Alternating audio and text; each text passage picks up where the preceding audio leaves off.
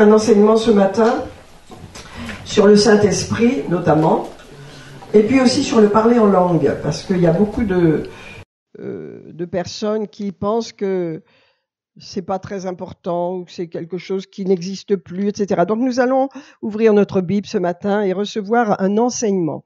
C'est important d'être enseigné, alléluia, parce que sans enseignement, sans connaissance divine, sans la connaissance qui vient de la parole de Dieu, eh bien, on est en danger, n'est-ce pas? Sans connaissance, mon peuple, a dit, l'Écriture dit périt, ça veut dire mon peuple meurt parce qu'il n'a pas la connaissance. Dieu veut que nous vivions en sécurité, en paix, en bonne harmonie dans ce monde. Alléluia. Et la connaissance biblique, la connaissance qui vient de la parole est nécessaire. Ce matin, j'aimerais que nous parlions du Saint-Esprit. Amen. Alléluia. Seigneur, je te remercie pour cette parole, pour cet enseignement. Ouvre nos cœurs, Seigneur.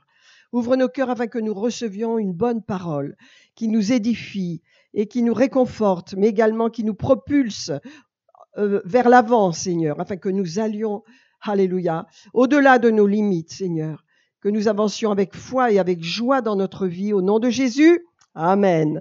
Amen. Alléluia. Je vais parler un peu du Saint-Esprit ce matin. Il y a des choses que vous savez parce que certains ont fait l'école biblique, mais beaucoup pensent que le Saint-Esprit est une force. Le Saint-Esprit n'est pas une force. Le Saint-Esprit est Dieu, n'est-ce pas? Et donc, c'est important, nous allons le voir rapidement ce matin, parce que le Saint-Esprit, il a un nom. Il s'appelle Dieu, le Saint-Esprit. En tant que chrétien, comme tous les chrétiens, aujourd'hui sur la terre, depuis des siècles, croient en la Trinité. Ils croient en Dieu le Père, en Dieu le Fils et en Dieu le Saint-Esprit. Donc le nom de Dieu,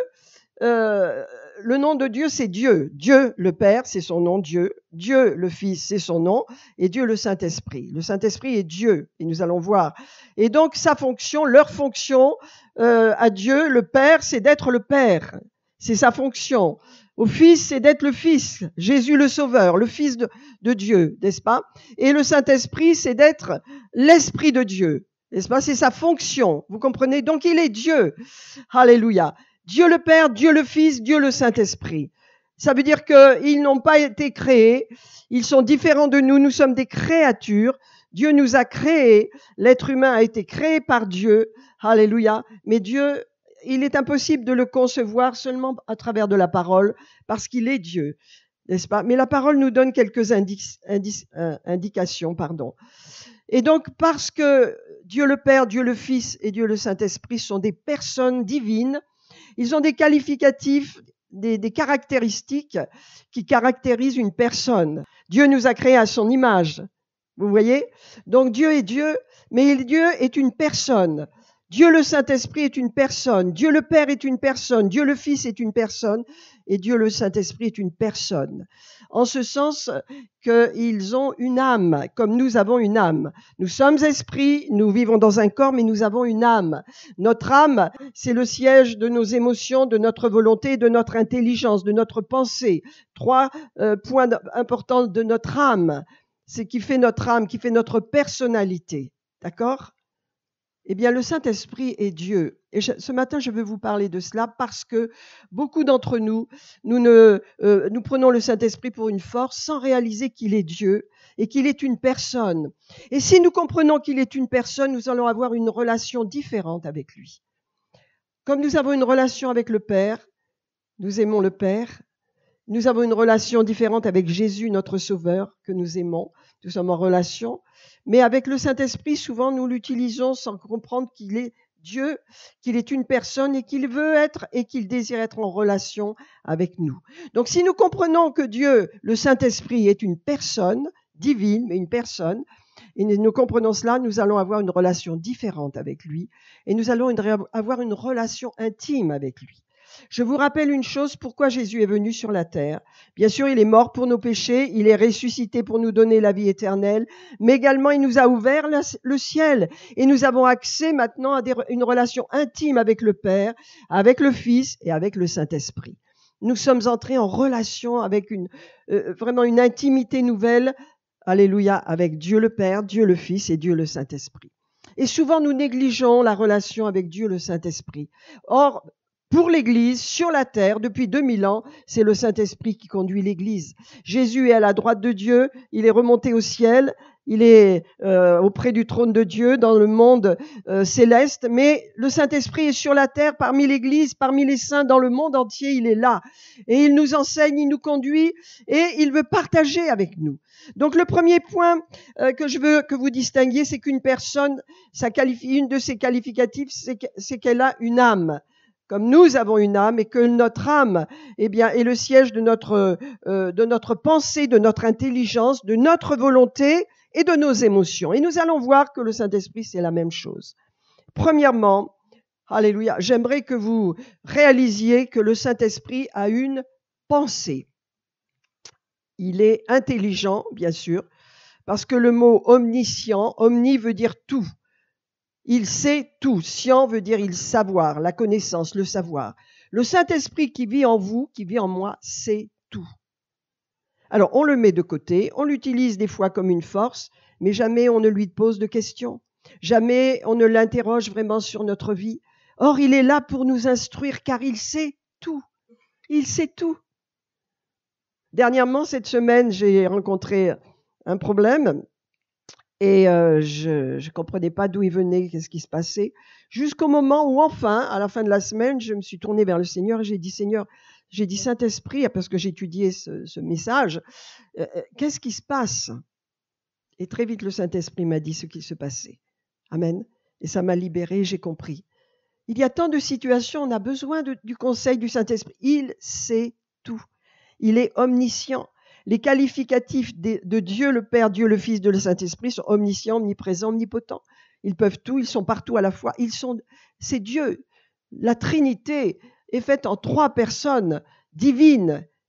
Alléluia. Mais donc le Saint-Esprit en vous, c'est tout. C'est très important. Alors, il a une pensée. Je vous donne une référence, je vais la lire, Romains 8, 27, qui dit « Celui qui sonde les cœurs, c'est le Seigneur, n'est-ce pas ? Celui qui sonde les cœurs. Le Seigneur sonde nos cœurs. Ça veut dire il veut regarder à l'intérieur. Qu'est-ce qui se passe à l'intérieur de nos cœurs? Celui qui sonde nos cœurs connaît quelle est la pensée de l'Esprit. Et car c'est selon Dieu qu'il intercède. Voilà. Quelle est la pensée de l'Esprit? L'Esprit de Dieu en vous a une pensée. C'est la pensée de Dieu. Alléluia. Au travers de cette pensée, il va vous révéler la volonté de Dieu. Car sa volonté est bonne, elle est agréable, elle est parfaite. Donc Dieu, le Saint-Esprit, a une pensée. J'ai un autre passage dans Jean 16 que j'aimerais que vous lisiez dans le chapitre 16, verset 13. Il est écrit « Quand le Consolateur », ça veut dire le Saint-Esprit sera venu, et c'est Jésus qui parle. Quand le Saint-Esprit sera venu, il est appelé le Consolateur. Le paraklétos en grec qui veut dire celui qui est à vos côtés pour vous aider, pour vous soutenir, pour vous accompagner, pour vous consoler, mais également pour vous enseigner, pour vous garder. Alléluia. Donc c'est vraiment une personne précieuse, le Saint-Esprit. Lorsque nous sommes devenus chrétiens, nous avons reçu le Saint-Esprit. Et lorsque nous avons grandi, également nous avons reçu le baptême du Saint-Esprit, nous en parlerons tout à l'heure. Mais donc le Saint-Esprit a une pensée. Et donc le Consolateur sera venu, le Saint-Esprit, l'Esprit de vérité. Il vous enseignera, il vous conduira dans toute la vérité. Donc s'il vous conduit dans la vérité, c'est qu'il connaît la vérité. Donc il est intelligent, il sait, il connaît toute la vérité. Amen. C'est important de bien comprendre cela. Donc il peut vous conduire car il connaît toutes choses. Il est Dieu. Donc c'est important pour nous que nous comprenions que nous avons intérêt à développer une relation intime avec le Saint-Esprit en tant que personne divine. Nous avons une relation avec le Père. Nous prions notre Père qui est aux cieux. Nous lui parlons. Alléluia. Jésus a dit « Priez le Père en mon nom ». Nous avons une relation intime avec notre Sauveur Jésus qui nous a sauvés. Alléluia, qui a donné sa vie pour notre salut. Nous avons la vie éternelle. Donc, nous avons beaucoup de reconnaissance, mais nous négligeons la 3e personne de la Trinité, qui est le Saint-Esprit. Alors, premièrement, il a une pensée. Deuxièmement, il a une volonté, ce qui qualifie une personne, n'est-ce pas? J'ai une volonté, vous avez une volonté. Il n'y a rien de pire que d'avoir une volonté qui n'est pas activée, mais Dieu nous a donné une volonté. Et dans cette volonté, il y a la capacité de choisir. Vous avez choisi d'être là ce matin. J'ai choisi d'être là ce matin. J'ai pas attendu que Dieu fasse quelque chose. J'ai décidé parce que j'ai ma volonté qui est forte et qui est puissante. et qui décide, n'est-ce pas? Eh bien, le Saint-Esprit également a une volonté.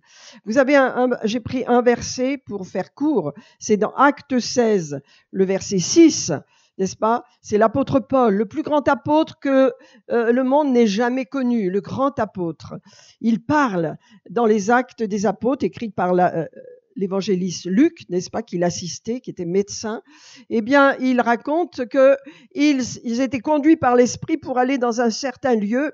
Et lorsqu'ils ont voulu aller dans ce lieu, la Bible nous dit, dans Acte 16, verset 6, qu'ils ont été empêchés par le Saint-Esprit d'annoncer la parole dans l'Asie.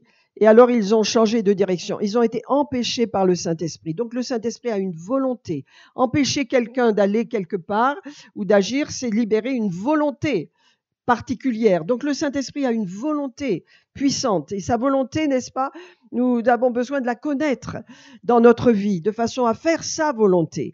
C'est pourquoi nous avons reçu le Saint-Esprit quand nous nous sommes convertis. Alléluia. Et le Saint-Esprit en nous est très puissant. Et donc, nous ne pouvons pas négliger cette relation personnelle avec le Saint-Esprit. Nous pouvons lui demander des conseils, nous pouvons lui demander son avis. Peut-être il répondra pas comme ça, mais il vous répondra. Alléluia. Si vous êtes en relation avec le Saint-Esprit dans votre cœur. Amen. Et c'est un plus que je vous donne ce matin, de façon à ce que vous réalisiez pleinement que le Saint-Esprit est une personne, qu'il est avec vous, qu'il vous aime, qu'il ne vous lâchera et ne vous laissera jamais, qu'il est éternellement avec vous et qu'il désire communiquer avec vous. Il désire que vous lui demandiez conseil. Il désire que vous écoutiez ses instructions. Quand vous découvrez un problème douloureux, un problème difficile, ne restez pas seul avec votre problème. Demandez au Saint-Esprit la solution. Il vous donnera la solution. Il vous donnera la bonne attitude dans la situation. Il vous fortifiera et vous consolera.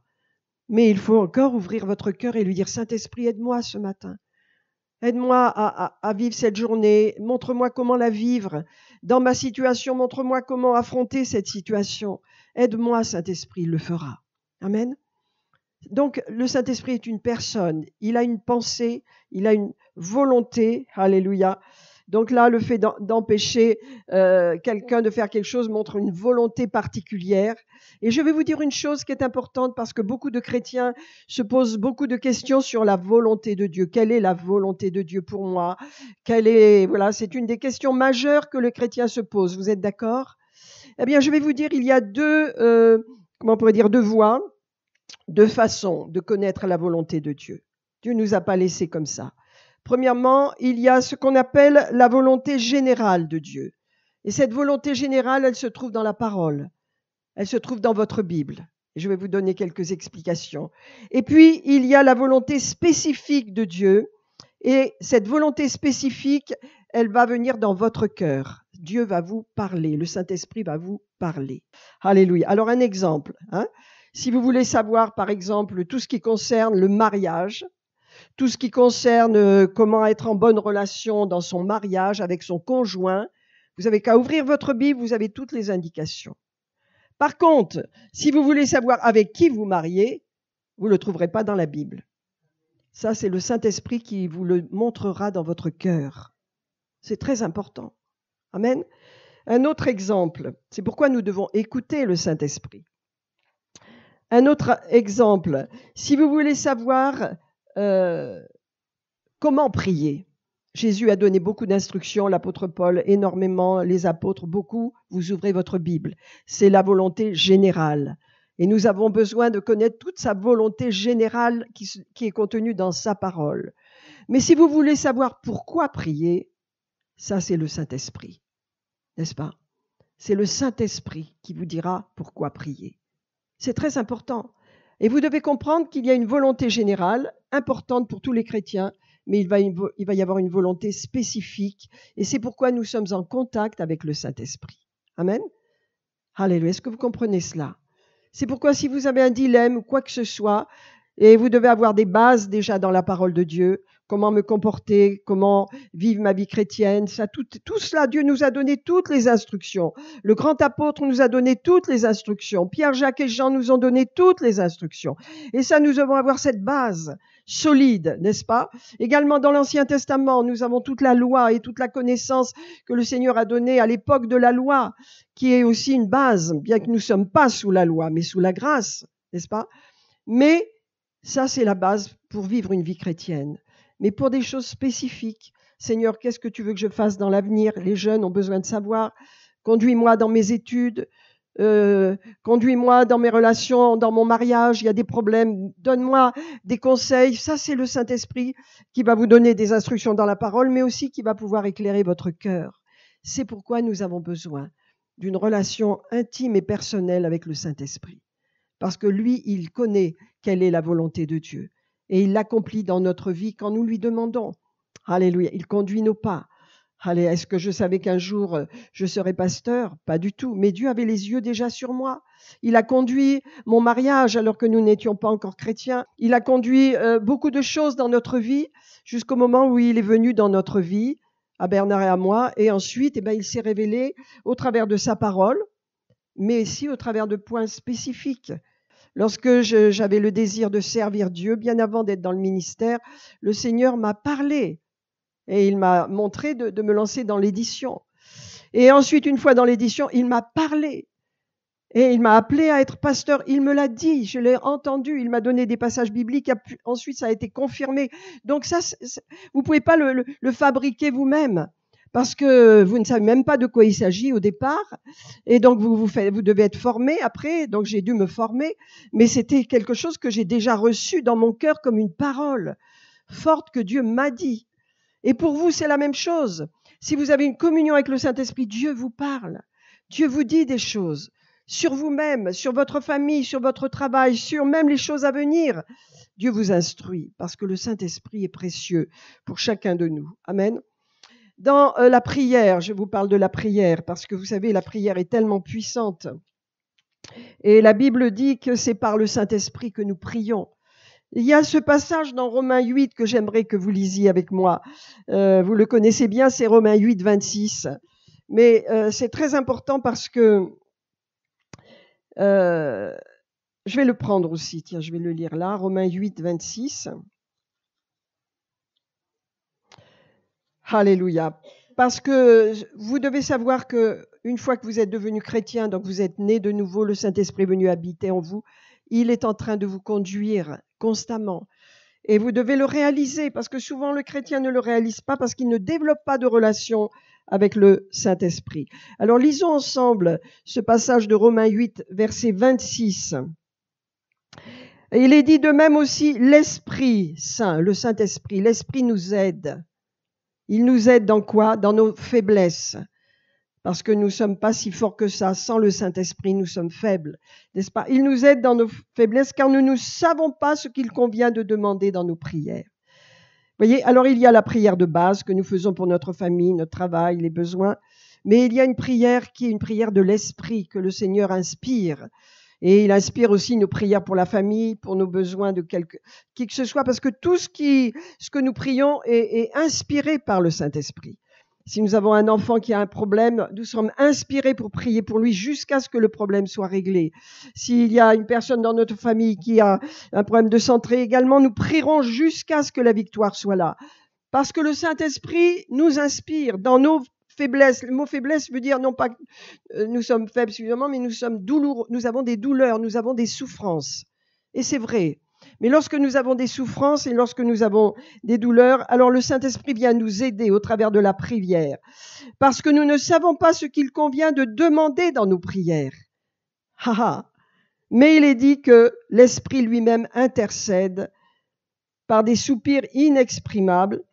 Et celui qui sonde les cœurs connaît quelle est la pensée de l'Esprit, car c'est selon Dieu qu'il intercède en faveur des saints. Donc le Saint-Esprit, nous allons en parler tout à l'heure, intercède au travers de nous. Alléluia. Et là, il s'agit de l'Esprit de Dieu qui intercède, et c'est la prière en langue, et je voudrais vous en parler tout à l'heure, mais je veux continuer sur la personne du Saint-Esprit. Alléluia. Vous voyez, s'il nous aide à demander les bonnes choses que Dieu veut que nous fassions, il va nous diriger. Il y a quelque temps, Karine nous a parlé d'une personne que nous connaissons et qui passe par une grosse épreuve de santé.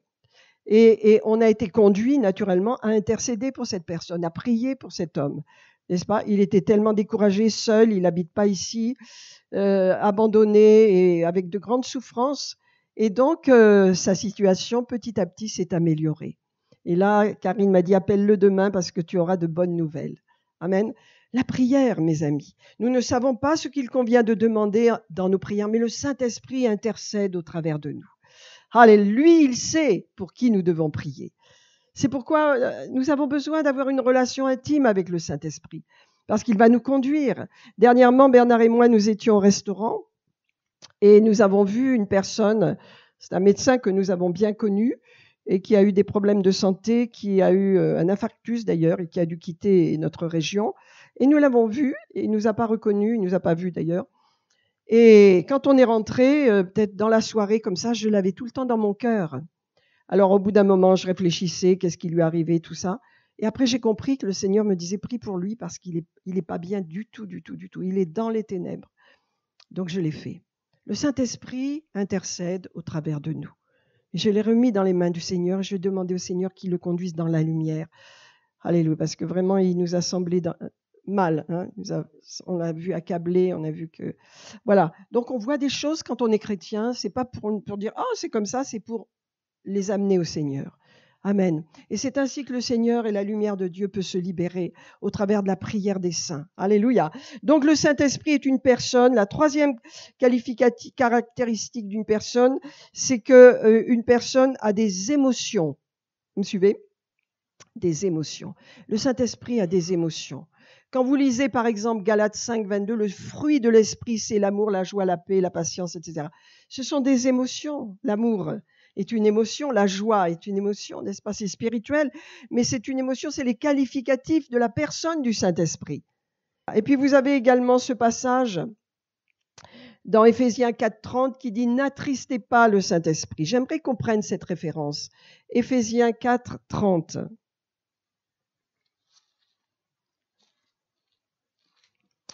Parce que comment est-ce qu'on peut attrister le Saint-Esprit?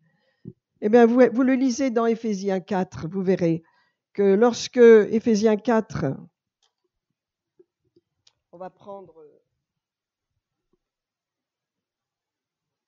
le verset 25, avant même qu'il ait dit de ne pas attrister le Saint-Esprit, l'apôtre Paul fait, on peut dire, une liste de ce qui va attrister le Saint-Esprit.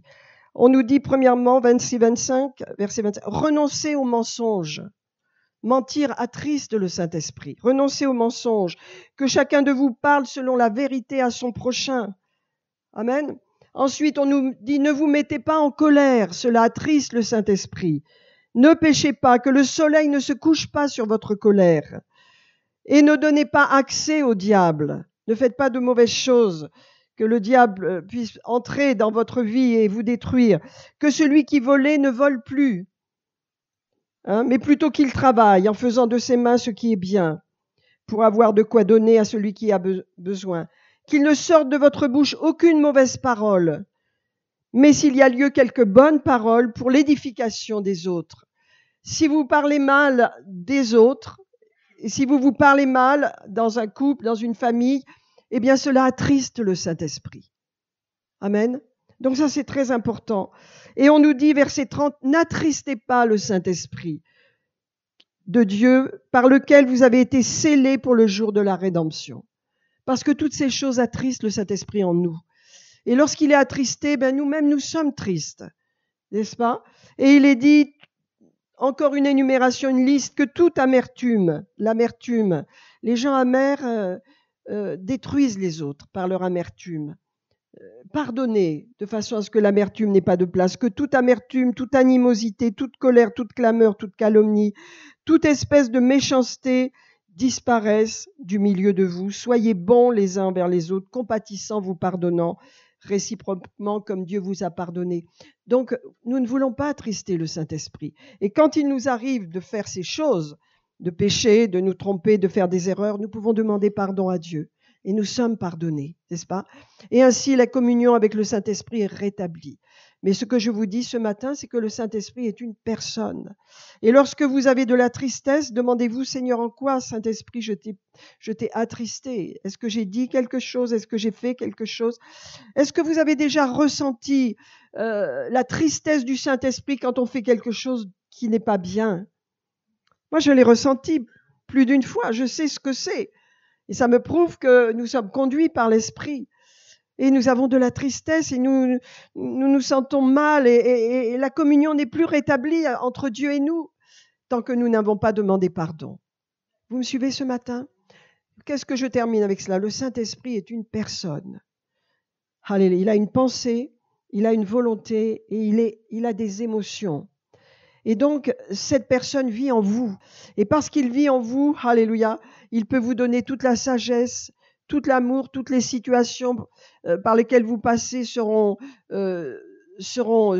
aidées, soutenues parce que le Saint-Esprit est là pour vous aider. Amen. Parce que le Saint-Esprit est là pour accomplir sa volonté dans votre vie.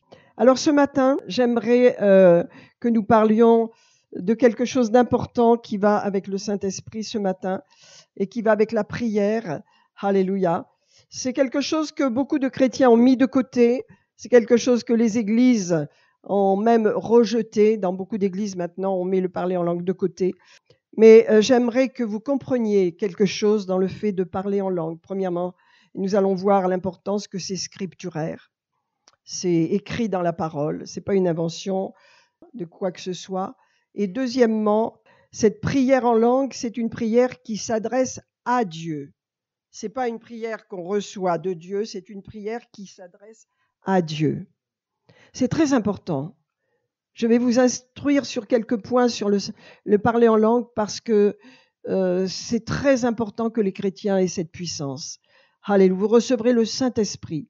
Allez, c'est une puissance et vous parlerez en nouvelle langue. Dans Acte 2, nous avons quelques références. Nous allons les prendre. Acte 2, 4. Je vais vous donner quelques références ce matin parce qu'il y a beaucoup d'églises aujourd'hui qui ont abandonné cela. Ça les gêne, le parler en langue. Naturellement, quand nous parlons en langue, notre intelligence ne marche pas, ne fonctionne pas. Allez, mais nous parlons un langage de l'esprit. Alors, acte 2, vous pouvez le prendre avec moi, verset 4. Nous allons prendre quelques passages rapidement. Alléluia. Mais le Saint-Esprit m'a vraiment montré que nous devons enseigner sur ces choses. Une église qui est forte dans l'esprit, alléluia, une église qui fait des miracles, une église qui fait que les gens se convertissent, c'est une église qui va de l'avant. Une église qui est faible spirituellement, c'est une église qui a des états d'âme, qui est charnelle, qui a des émotions, qui ne règle pas ses problèmes, qui vit dans la religiosité. Et ça, c'est une faiblesse que Dieu ne veut pas pour nous. Dieu nous a tout donné pour que nous soyons des chrétiens forts dans notre vie, affrontant les épreuves, affrontant les difficultés et les réglant surtout de la bonne manière. Alors regardez dans Acte 2, le verset 4, il est dit « Ils furent tous, c'était à la Pentecôte, des langues semblables à des langues de feu, leur apparurent. Ils étaient les 120 assemblés dans la chambre haute. Ils attendaient ce que Jésus leur avait promis. » Alléluia. Et ces langues de feu apparurent, séparées les unes des autres, se posèrent sur chacun d'eux. Rappelez-vous que nous sommes dans ce temps de la grâce, mais que les femmes étaient séparées des hommes. Et quand le Saint-Esprit est venu, il est descendu sur les hommes et sur les femmes de la même façon, les mêmes langues de feu, sur les uns comme sur les autres. Alléluia. C'est la grande dispensation de la grâce qui s'ouvrait. C'est le début de l'Église ici. Et regardez le verset 4. Ils furent tous remplis du Saint-Esprit. Allez, et se mirent à parler en d'autres langues. Ils se mirent à parler un autre langage, selon que l'Esprit leur donnait de s'exprimer. J'ai pas d'image ici, mais j'aimerais vraiment que vous réalisiez que le parler en langue, c'est un peu, vous savez, un petit enfant qui commence à parler. Est-ce que vous avez entendu? C'est des balbutiements, hein? Et il vous parle et vous comprenez pas un mot de ce qu'il veut dire, mais vous communiquez avec lui en disant oui d'accord mon chéri ou ma chérie, c'est bien ce que tu me dis. Et les enfants babille comme ça et c'est absolument incompréhensible. Areux, mais il y a plus qu'areux. Des fois, il y a des enfants qui parlent un jargon enfant. Le parler en langue, c'est cela, c'est une autre langue. C'est une autre langue. Je vais vous donner quelques passages. Prenez par exemple Acte 10, verset 46. Alléluia, je vais vous le lire tout de suite. C'est important que vous sachiez que c'est scripturaire, n'est-ce pas? Alors là, c'est bien sûr lorsque Corneille fait appeler l'apôtre Pierre afin qu'il enseigne sur le salut, et il est dit, n'est-ce pas, au verset 46, tous les fidèles circoncis, verset 45, qui étaient venus pour entendre Pierre furent étonnés ce que le don du Saint-Esprit, le baptême du Saint-Esprit, c'est un don, n'est-ce pas? Que le don du Saint-Esprit était aussi répandu sur les païens, car ils les entendaient parler en langue et glorifier Dieu. Ça veut dire, ils parlaient en langue là c'était en araméen ou en grec, je sais pas, hein, ou en hébreu. Ils les entendaient parler en langue. Le parler en langue est scripturaire. Vous avez également un autre passage dans Acte 19, c'est l'apôtre Paul qui arrive à Éphèse. Il rencontre 12 disciples de Jean-Baptiste. Il leur dit, avez-vous reçu le Saint-Esprit? Quand vous avez cru, il leur dit non, on ne savait même pas qu'il y avait un Saint-Esprit. Eh bien donc, après qu'il ait prié pour eux, ils ont parlé en langue et ils ont prophétisé. Amen. Donc le parler en langue est pour tous ceux qui croient. Amen. C'est important. Premièrement, je vais vous dire que la prière en langue est très importante et nous allons voir 3 points. Premièrement, c'est scripturaire de parler en langue. Ça veut dire c'est biblique, n'est-ce pas? Et il y a toute une partie de cet enseignement qui a été mis de côté parce que ça gêne les gens qui ont la pensée uniquement de ce monde et qui comprennent pas qu'à la Pentecôte, c'est ce qui s'est passé. Les gens ont parlé en langue. Reprenons pour cela 1 Corinthiens 14. Parce que l'apôtre Paul, comme je vous dis, a enseigné beaucoup Corinthe là-dessus, afin qu'ils aient une vision juste de ce qui est important et de la place importante de la prière en langue. Alléluia, dans une langue inconnue, pas seulement en français, mais dans une langue inconnue qui nous est donnée par le Saint-Esprit et qui est une clé. Et dans 1 Corinthiens 14, regardez le chapitre 1, le verset 1. Le premier point que je vais vous montrer, c'est que parler en langue, c'est scripturaire, c'est biblique, c'est enseigné par l'apôtre Paul. Alléluia, c'est enseigné dans les actes des apôtres. C'est quelque chose de profondément important. Le baptême d'eau, le baptême du Saint-Esprit, le parler en langue, ça fait partie de l'établissement de l'Église et de la puissance de Dieu dans l'Église. Est-ce que vous me suivez ce matin? Acte 1 Corinthiens 14, il nous est dit rechercher l'amour. Le mot charité est mal traduit, c'est l'amour, agapé, rechercher l'amour. Aspirer aussi aux dons spirituels et surtout à celui de prophétie. Et ensuite, il va faire un parallèle entre les dons et entre le parler en langue qui est quelque chose qui nous est donné par le baptême du Saint-Esprit. Quand vous recevez le baptême du Saint-Esprit, vous avez le signe initial qui est le parler en langue. Et donc, il y a beaucoup de gens qui ont un conflit avec cela parce que naturellement, ils veulent que tout passe par leur tête, n'est-ce pas? Mais le parler en langue vient par notre esprit. Regardez ce qu'il est dit. En effet, celui qui parle en langue ne parle pas aux hommes, mais il parle à qui? À Dieu. Je vous dis, le parler en langue, c'est lorsque vous parlez en langue, vous parlez à Dieu. Beaucoup de gens attendent que le parler en langue vienne sur eux, l'effusion du Saint-Esprit, qu'ils soient comme en transe et tout ça. Ça n'est pas biblique, ça. Nous allons voir que le parler en langue, c'est quelque chose qui nous est donné, que nous exprimons nous-mêmes avec notre volonté. C'est soumis à notre volonté. C'est pas quelque chose que nous ne contrôlons pas. C'est très important. Celui qui parle en langue parle à qui? À Dieu. Vous priez à Dieu. Vous voyez? Et les gens pensent, je parle en langue, donc c'est que je reçois quelque chose. Non, tu donnes à quelque chose à Dieu. Ce que tu donnes, tu ne le comprends pas. Je vous dis, l'évangile est surnaturel. C'est biblique ce que je vous dis, c'est pas moi qui l'invente. Hein. Regardez, celui qui parle en langue ne parle pas aux hommes, mais à Dieu, car personne ne le comprend. C'est pourquoi parler en langue, c'est privé ou c'est pour la prière. Dans un culte comme celui-ci, je ne parlerai pas en langue. Quoique nous pouvons chanter en langue, c'est pas gênant, mais parler en langue, vous ne comprendriez pas un mot de ce que je dis, parce que ce serait une langue inconnue pour vous, mais connue de Dieu. Alléluia. Donc quand j'ai été baptisée du Saint-Esprit, j'ai parlé en langue. J'ai parlé comme un flot qui est sorti de moi et qui n'a jamais cessé. Et Dieu sait tout ce que le Seigneur a fait au travers de ce parler en langue. Comme vous-même, nous le verrons au ciel, combien Dieu a utilisé ce parler en langue pour résoudre des problèmes, pour arrêter des choses dramatiques sur la terre. C'est important parce que ce parler en langue, nous parlons à Dieu. Vous comprenez?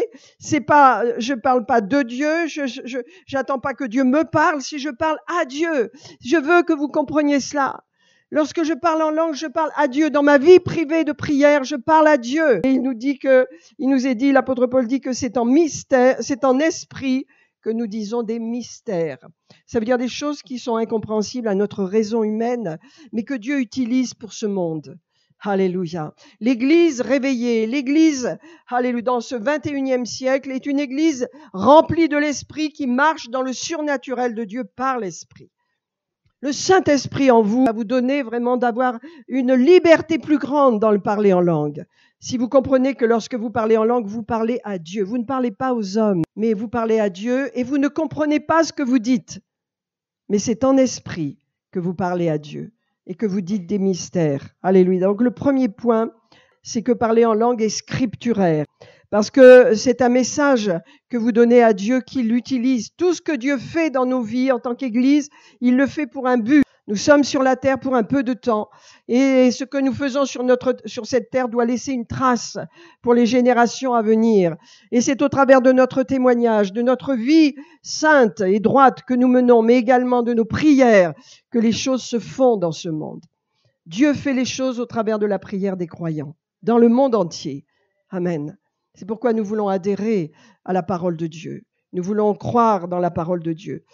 Un peu plus loin, vous avez le verset 2, qui est très important. Pourquoi vous devez prier en langue? Pourquoi les chrétiens dans les églises qui ne prient pas en langue sont faibles, sont fragiles, sont charnels, et n'ont même pas de foi quelquefois, ils n'ont même pas de croyance. Ils ont une vague croyance parce qu'ils sont culturellement chrétiens, ils se disent chrétiens, c'est déjà bien, mais ils n'ont aucune connaissance personnelle de Dieu. Pourquoi? Parce que le Saint-Esprit n'est pas venu vivre en eux.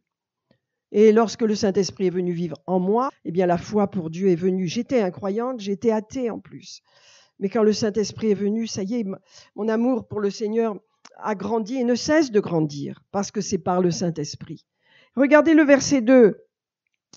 Il nous dit une chose importante, il nous dit... non, c'est pas le verset 2.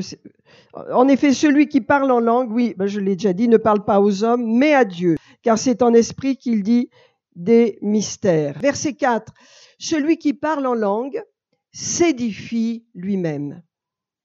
Si vous ne voulez pas prier en langue, c'est votre volonté, mais vous serez faible. Vous n'aurez aucune puissance pour combattre. Vous n'aurez aucune révélation particulière parce que Dieu ne nous a pas appelés à marcher que par notre raison, par notre propre pensée, notre raisonnement qui est limité. Dieu nous a donné sa puissance, le Saint-Esprit, afin que nous allions au-delà de nos limites et que nous entrions dans le monde spirituel, là où Dieu règne, pas où les démons règnent, pas où la sorcellerie règne, pas où les fausses croyances règnent, pas où les choses des démons règnent. Non, là où l'Esprit de Dieu règne. Alléluia, comme des saints puissants sur cette terre. Et donc, celui qui parle en langue s'édifie spirituellement lui-même. Dieu n'a pas prévu que nous soyons faibles.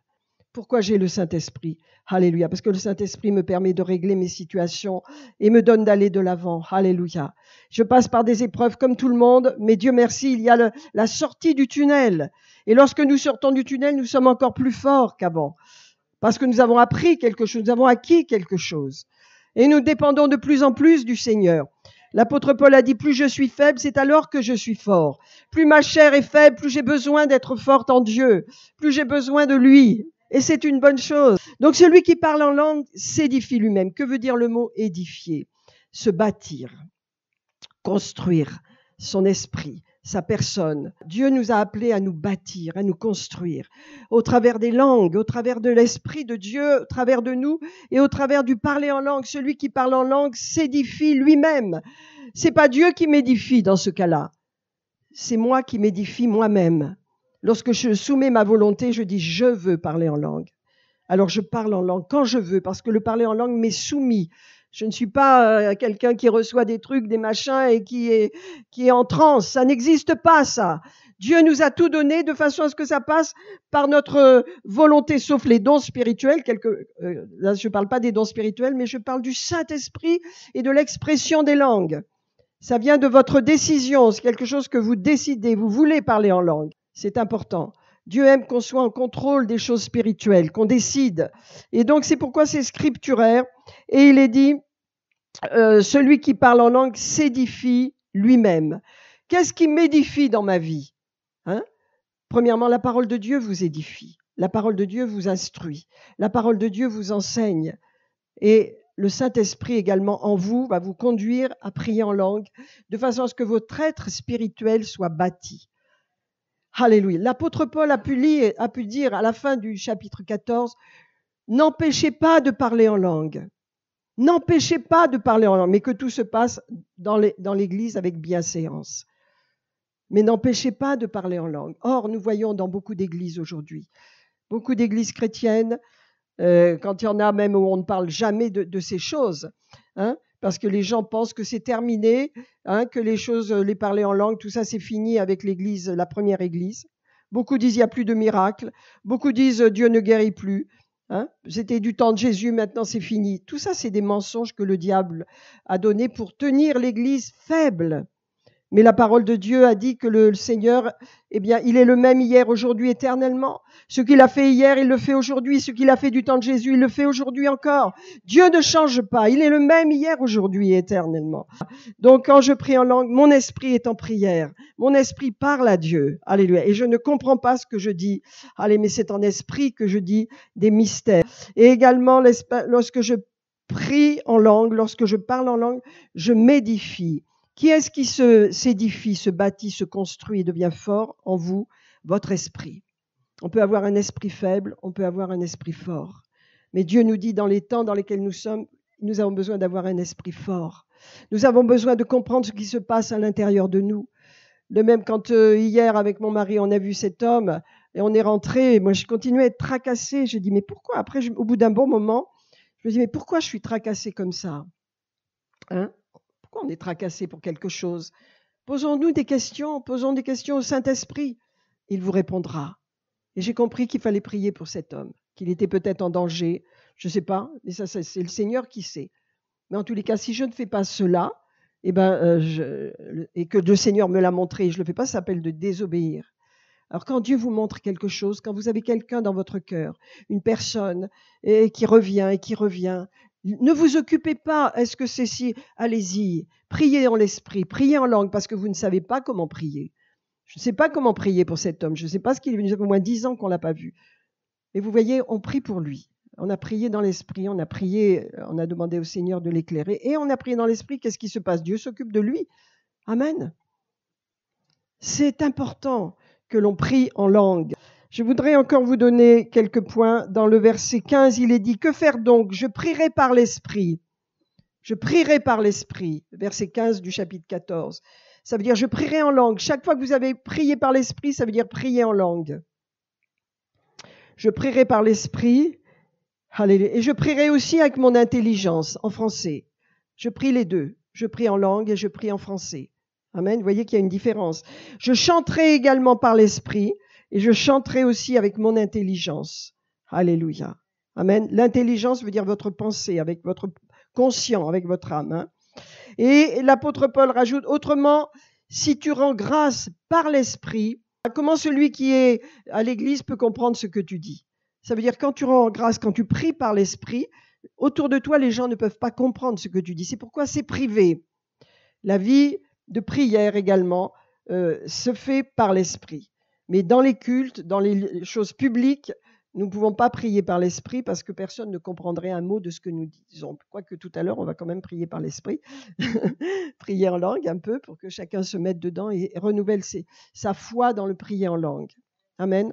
C'est très important.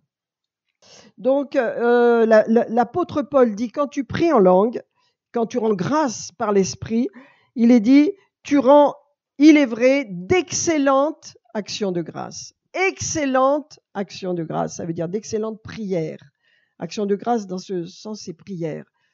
Quand tu pries en langue, tu fais d'excellentes prières. Alors pourquoi est-ce que dans les églises, les pasteurs, les prêtres, quelquefois, ne veulent pas que les gens prient en langue? Quand on voit tout ce qu'il y a sur le parler en langue, comment est-ce qu'on peut négliger la prière en langue? Comment est-ce qu'on peut rester que dans la prière naturelle et qui ne dépasse pas les murs de cette église-là? Mais quand nous prions en langue, nous entrons dans le monde spirituel et nous allons au-delà de nos limites. Quelquefois, nous ne savons même pas ce que nous disons la plupart du temps. D'ailleurs, nous ne le savons pas. Mais nous prions et nous disons à Dieu des mystères. Nous parlons à Dieu qui, lui, se saisit de nos prières et les utilise puissamment. Amen. Vous pouvez prier pour des missionnaires, vous pouvez prier pour des gens en danger, vous pouvez prier pour un accident, vous pouvez prier contre un terroriste qui va tuer quelqu'un. Vous ne savez pas ce que vous faites. Mais quand vous priez par l'Esprit, qu'est-ce qui se passe? Dieu agit. Allez, c'est pourquoi l'Église, si elle veut être forte, doit prier dans sa prière personnelle, en français et en langue. Parce que Dieu nous l'a donné. Et on ne peut pas le négliger. Et dans cette Église, on prie en langue. Dans cette Église, quand on a des veillées de prière, on prie en français et en langue. Alléluia. Quand vous priez en langue, vous vous bâtissez, vous édifiez vous-même. Qu'est-ce qui se passe? Les œuvres de la chair disparaissent de votre vie. La force de la chair, la convoitise et toutes ces choses mauvaises de la chair lâchent prise. Mais quand vous ne priez pas en langue, la chair prend le dessus. La chair est faible, Jésus l'a dit. La chair est faible. Mais l'esprit est bien disposé. Alors si vous n'investissez pas dans l'esprit, votre chair va prendre le dessus et vous aurez des problèmes. Amen. Premièrement, c'est scripturaire de prier en langue. Ça veut dire c'est biblique. Si on vous dit le contraire, vous sortez la parole de Dieu et vous dites l'apôtre Paul a dit « Je parle en langue plus que vous tous ». Cependant, dans l'Église, j'aime mieux dire quelques paroles audibles en français que 10 000 paroles en langue, parce que personne ne comprend. Imaginez que je vous prêche en langue. Vous comprenez? Mais vous savez, le Seigneur a fait des choses qui sont contraires à notre sagesse humaine. Mais c'est sa sagesse à lui. Amen. Alors, maintenant, je vous ai dit que c'était scripturaire. Deuxièmement, je vous dis le parler en langue est un bienfait. Ça vous fait du bien. Pourquoi est-ce qu'on mettrait de côté quelque chose qui nous fait du bien, qui nous édifie, qui nous construit, qui nous bâtit spirituellement? C'est parce que le diable ne veut pas que l'Église soit puissante. Le diable retient l'Église. Quand je parle d'Église, je parle de toutes les dénominations chrétiennes. Combien le diable aveugle, retient la connaissance. Parce que si toute l'Église dans le monde prenait toute la connaissance de Dieu et prenne la parole au sérieux, la parole au mot, on pourrait dire, il y aurait beaucoup plus de puissance et moins de mal dans ce monde. Moins de malheur, moins de destruction. Tout ce que Dieu a fait est puissant. Mais le diable le combat. Amen. Nous avons un ennemi en tant que chrétiens. Et nous l'identifions. Et lorsqu'il s'oppose à la vérité, c'est toujours dans le but d'affaiblir l'Église. Et le parler en langue est une arme, et je vais vous le montrer. Deuxièmement, c'est un bienfait, car celui qui parle en langue s'édifie lui-même, se bâtit, se construit. Alléluia. Amen. Et je vous disais tout à l'heure, quand vous lisez votre Bible, vous vous édifiez. Mais quand vous parlez en langue, également, vous édifiez votre esprit. Alors, qu'est-ce qu'il y a de mal là-dedans? On peut se demander pourquoi il y a tant d'églises aujourd'hui qui mettent cela de côté. Parce que l'ennemi veut absolument pas que l'église soit puissante. Regardez Éphésiens. Nous connaissons très bien Éphésiens 10. Soyez forts par sa force toute puissante et prenez toutes les armes pour combattre. Alors, on connaît bien les armes. Prenez Éphésiens 10. On connaît les armes. Éphésiens 6, pardon.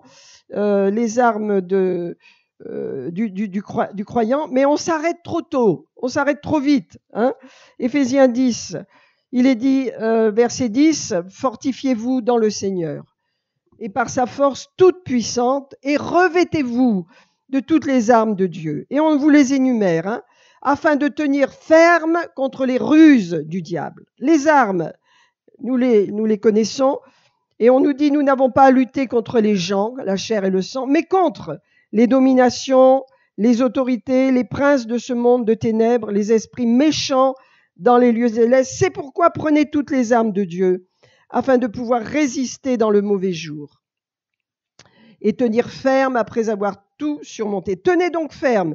Alors on nous dit, ayez la vérité, la parole de Dieu pour ceinture. Allez, revêtez-vous de la cuirasse de la justice. Christ est votre justice. Ne mettez pour chaussure à vos pieds le zèle que donne l'Évangile. Donnez votre témoignage, partagez votre foi. Prenez par-dessus cela le bouclier de la foi avec lequel vous pourrez éteindre tous les traits enflammés du malin. Prenez aussi le casque du salut sur vos pensées et l'épée de l'esprit qui est la parole de Dieu, et faites en tout temps par l'esprit. Ça fait partie de votre équipement. Faites en tout temps par l'esprit. Qu'est-ce que ça veut dire par l'esprit ? 2 points, priez en langue. Faites en tout temps par l'esprit, priez en langue, toutes sortes de prières de supplication. Veillez à cela avec une entière persévérance et en priant, c'est en priant pour tous les saints. Quand vous priez en langue, vous priez pour les croyants, vous priez pour l'Église, vous priez pour les gens qui s'approchent de Dieu et qui ne connaissent pas Dieu et qui ont besoin de votre soutien. Vous priez dans l'esprit. Ça fait partie des armes que nous avons reçues.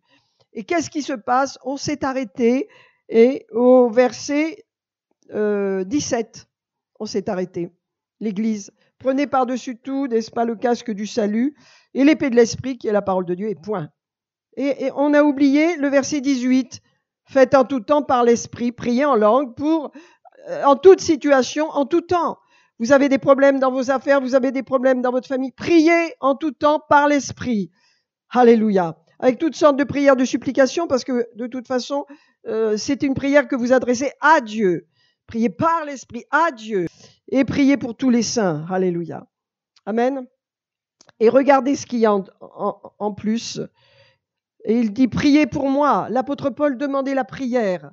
Et vous avez besoin de prier pour votre pasteur. Vous avez besoin parce que votre pasteur a besoin de protection. Parce que le diable le cible aussi. Les pasteurs, les prêtres, les serviteurs de Dieu, tous ceux qui servent Dieu ont besoin de protection. Lorsqu'ils servent Dieu dans la vérité de la parole, ils sont des cibles. Et l'apôtre Paul dit, priez pour moi, afin qu'il me soit donné, quand j'ouvre la bouche, de faire connaître le mystère de Dieu avec liberté. Amen. Donc, vous voyez, la prière est précieuse, mais la prière en langue est une arme. C'est un bienfait et c'est une arme. Hein. C'est pourquoi je vous le dis. Et le troisième point que je veux vous dire sur le parler en langue, c'est que la prière en langue est un choix. Ah, vous choisissez de prier en langue ou vous choisissez de ne pas prier en langue. Ça veut dire que le parler en langue, c'est pas quelque chose qui vous vient dessus comme un truc bizarre en sorcellerie, hein, comme les gens qui expérimentent toutes sortes de choses bizarres parce qu'ils vont dans la sorcellerie. Non, le parler en langue est soumis à votre volonté. Amen. C'est un choix. Regardez 1 Corinthiens 14, 15, car si je prie en langue, si j'ai le choix, le si indique le choix. Si je prie en langue, mon esprit est en prière, mon intelligence demeure. Que ferai-je donc ? Je décide. Je prierai. Vous voyez ? Je prierai par l'esprit. Donc, le parler en langue, il est soumis à votre choix. C'est vous qui décidez. Est-ce que ça vous aide ce matin ? Alléluia. Je prie que, en tant que votre pasteur, que vous ayez une vie de prière riche et que vous puissiez voir vos situations changer parce que vous entrez dans la prière en français et en langue. Et que votre vie change et que la vie autour de vous change, que votre famille soit bénie, que vos enfants soient bénis et marchent dans le Seigneur, que vos affaires prospèrent et que Dieu vous donne des solutions surnaturelles quand les choses ne bougent pas. Vous savez, quand les choses ne bougent pas, c'est que Dieu a une autre solution, souvent, mais on ne la voit pas, que Dieu vous la révèle, mais que la prière en langue ait sa place dans votre vie. Amen.